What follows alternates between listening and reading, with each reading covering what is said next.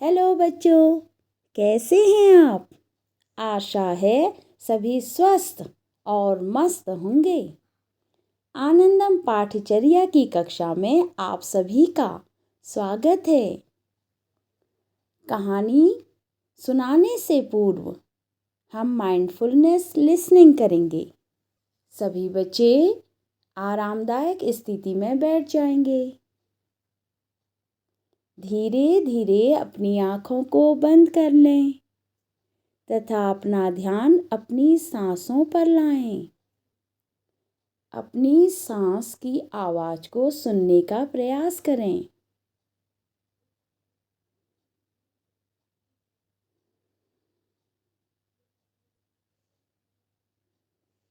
अगर आपका ध्यान आवाज़ों से हट रहा है तो सजग हो जाएं और वापस अपना ध्यान अपनी सांस पर केंद्रित करें।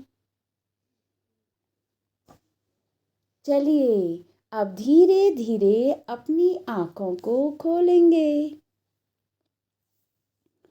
बच्चों, आज के कहानी सेशन में मैं आपको सुनाने जा रही हूँ आनंदम पाठचर्या की कहानी काफल का स्वाद। जनपद रुद्रप्रयाग के सुदूरवर्ती गांव तुलंगा में 4 सहेलियां थीं। जून का महीना था। गांव से दूर जंगलों में काफल लगभग पक गए थे। चारों सहेलियों ने काफल खाने का मन बनाया क्योंकि विद्यालय में ग्रीष्मावकाश था। चारों सहेलियों में से रीना को पेड़ पर चढ़ना नहीं आता था। रीना ने घर पर अपनी माँ से काफल तोड़ने के लिए पूछा, पर माँ ने जंगल जाने की अनुमति नहीं दी क्योंकि रीना को पेड़ पर चढ़ना नहीं आता था। किंतु उसकी माँ ने उसे बड़े प्रेम से समझाया कि रीना, तुम काफल नहीं तोड़ सकती हो क्योंकि काफल के पेड़ बड़े बड़े होते हैं। तुम घर पर ही रहो और गृह कार्य पर ध्यान दो। यह सुनकर रीना निराश हो गई क्योंकि उसका भी अपनी सहेलियों के साथ जाने और रसीले काफल खाने का मन कर रहा था। उसके मन में शंका थी कि क्या पता उसकी सहेलियां उसके लिए काफल तोड़े या नहीं। लेकिन वह माँ की बात मानकर अपना गृह कार्य करने लगी। दोपहर तक रीना की सहेलियां काफल तोड़कर अपने घर जाने लगी। घर पहुंचने से पहले रीना की सभी सहेलियां एक जगह पर एकत्र हुई। सभी ने अपने थैलों से काफल निकाले और एक अलग थैले में भर दिए और उसे देने के लिए रीना के घर जाकर उसे पुकारा। रीना ने जैसे ही अपनी सहेलियों की आवाज़ सुनी और बाहर आई तो उसने देखा कि उसकी सहेलियां उसके लिए काफल लेकर आई हैं।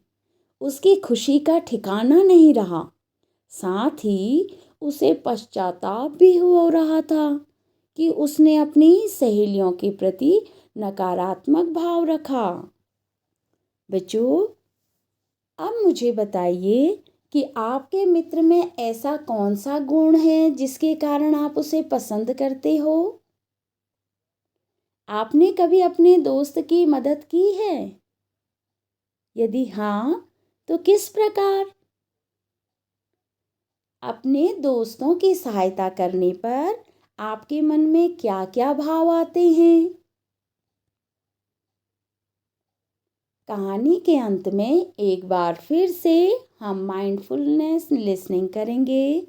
सभी बच्चे आराम की मुद्रा में बैठ जाएंगे और अपनी सांसों पर अपना ध्यान केंद्रित करेंगे।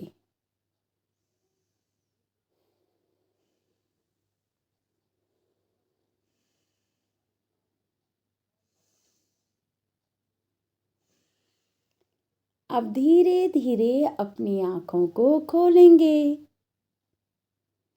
कल फिर नई कहानी लेकर आपसे फिर मिलती हूँ।